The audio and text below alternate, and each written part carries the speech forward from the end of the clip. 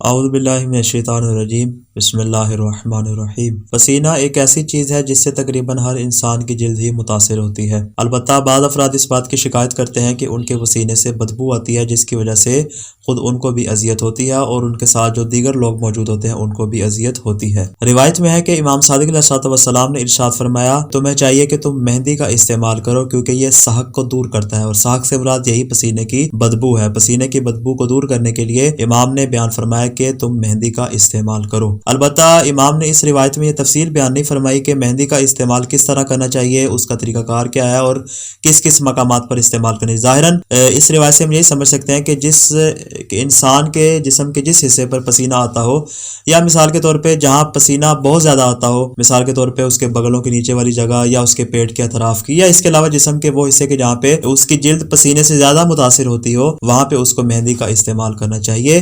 انشاءاللہ اس کی پسینے کی بدبو دور ہو جائے گی۔ ایک دوسری حدیث میں اس کے ساتھ پھٹکڑی کو بھی بیان کیا گیا ہے، یعنی فقط اس کو نہیں بلکہ اس کے ساتھ پھٹکڑی کو بھی استعمال کرنا چاہیے کہ وہ بھی انسان کے پسینے کی بدبو کو دور کرتی ہے۔ بہرحال مہندی سے خضاب کرنا اور پھٹکڑی کا استعمال کرنا، یہ دو ایسی چیزیں ہیں جو انسان کی پسینے کی بدبو کو دور کرتی ہیں، اور یہ صرف پسینے کی بدبو کو دور نہیں کرتی بلکہ اس کے علاوہ جو دیگر امراض ہیں ان کو بھی دور کرنے میں یہ معاون اور مددگار ثابت ہوتی ہیں۔